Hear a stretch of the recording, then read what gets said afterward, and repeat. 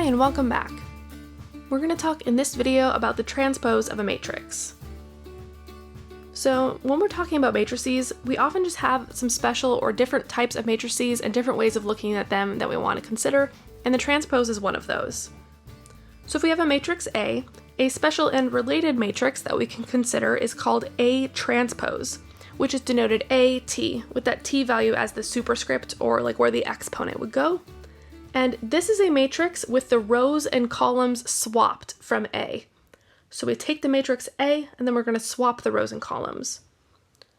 So what that looks like is that if we have A as a matrix with entries A, I, J, so it could have an M rows and M columns, then the transpose of A is going to be given by AT, where we swap. So we take that first row of A and we write it as the column. So A11, A12, A1N, that becomes my first column.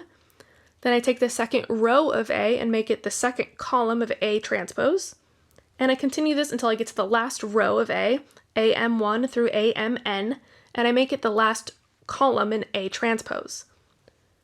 So while my initial matrix had dimensions M by N, it had M rows and N columns, my resulting matrix, the transpose matrix, will have the dimensions swapped.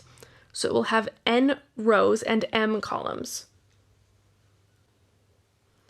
All right, so it's as simple as that. We take the rows and columns and we swap them to get the transposed matrix. So for an example, let's find A transpose and B transpose. I'll give you the matrices A and B to start. And then we're going to compute either the matrix product BA or BA transpose. We'll do whichever is possible. So this is just giving us a little practice with matrix multiplication and looking at some dimensions. So first we'll find the transpose, that's our new skill, and then we'll review a previous skill, which is matrix multiplication. So here are my matrices A and B that we're starting with. So here A is 3 rows and 5 columns, so it's 3 by 5, and B is 2 rows and 5 columns, so it's 2 by 5. Then to write the transpose matrices, we're simply swapping those rows and columns. So I can expect that A transpose will be 5 by 3 and B transpose will be 5 by 2.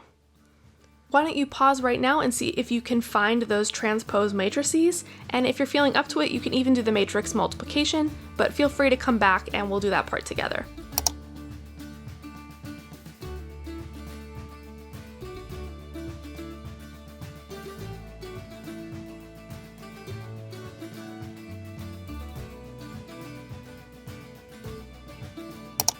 Starting with finding A transpose, I take the first row and write it as the column, 1, 3, 0, 4, 7. That's now my first column.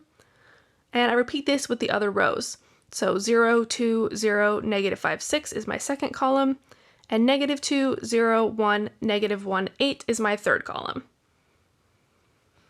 Then for B, we can expect B transpose to have 5 rows and 2 columns, so I'm going to take that first row and write it as my new column, 9, 0, 1, 5, 4, and then I repeat this with the second row, negative 3, 1, negative 1, 7, 0. And all right, that's it. So we take our rows and our columns and we swap them. All right, so now for our review portion of this problem, we're going to either compute B times A or B times A transpose, and we just need to figure out which one is possible for us to do. So I think about the dimensions when I try to see which one is possible. So for B times A, our B vector has dimensions 2 by 5, and our A vector has dimensions 3 by 5. Then for B A transpose, we have 2 by 5 for B, and 5 by 3 for A transpose. So for B times A, when I look at the dimensions that are on the inside here, I have 5 and 3. So that's not going to work. We would need those to match up. So that first matrix multiplication is not going to work. However, for B A transpose, we see that the inner dimensions, so the ones that are matching on the inside, are both 5. And so this multiplication is going to work. We have the same number of columns in B as rows in A transpose, and that's going to allow us to do the matrix multiplication. So let's write this out. This part is a little tedious, so if you're not really interested in seeing the whole process, that's totally fine. We're just doing some practice with matrix multiplication. You can either do it on your own and jump to the end, or just skip this part if you're really not that interested. Okay, so I do B times A transpose. I'm going to write those matrices out here. And now I just need to compute the product. So I like to go column by column personally. So I'm going to take the rows of B and multiply them by that first column of A transpose. So I'm doing 9 times 1, 0 times 3, 1 times 0, 5 times 4, and 4 times 7. And I'm adding those all up to get my first entry. Then I repeat this process for the second entry in my first column. So I do the second row of B times the first column of A transpose. Negative 3 times 1, 1 times 3, negative 1 times 0, 7 times 4, and 0 times 7. And I add these all up. So that's the first column of my resulting matrix product. Now I repeat this process with the other two columns of the A transpose matrix. So for the second column, I'm going to do 9 times 0, 0 times 2, 1 times 0, 5 times negative 5, and 4 times 6, and add those all up. And then repeat it with the second row of B.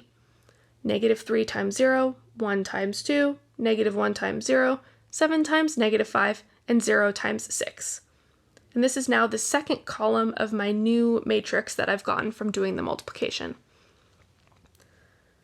All right, I know this is tedious. We just do it for one more column now. So I'm taking the rows of B and multiplying them by that third column of A transpose.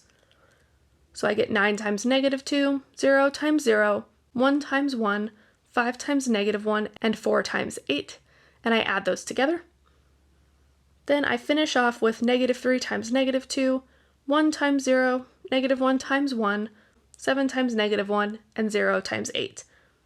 I add those together again. And now I just move on to simplifying to get my final solution. So I'm going to write those out here. I've just computed all of those individual multiplications. If you're doing this on your own, you could always just kind of jump to this part where you write this out. We can usually do these single-digit multiplications in our head, so it's not too bad to just write them out initially in this step. Then I'm just going to simplify by doing all of these sums. So for the first column, I'm getting 9 plus 20 plus 28, which is 57. And then below that, I'm getting negative 3 plus 3 plus 28. So I'm getting 28. That's the first column of my final answer. Then for the next column, in that first row, I'm getting negative 25 plus 24, so negative 1. Then below that, I'm getting 2 minus 35, so negative 33. Then in the final column, I'm getting negative 18 plus 1 minus 5 plus 32. I actually pulled out a calculator for this one just to really make sure, and I got 10. Then in the last position, I have 6 minus 1 minus 7, which is negative 2. And this is my resulting matrix from the matrix multiplication. This is a good time to make sure that you've really gotten the dimensions right too. So this resulting matrix is 2 by 3, which if I go back and look at the dimensions I was starting with, I would expect to get a 2 by 3 matrix, since those were the outer dimensions on B and A transpose. Alright, that's it for this video, just a little bit about the transpose concept and an example we can use with it. Thanks so much for watching, and I will talk to you in the next one.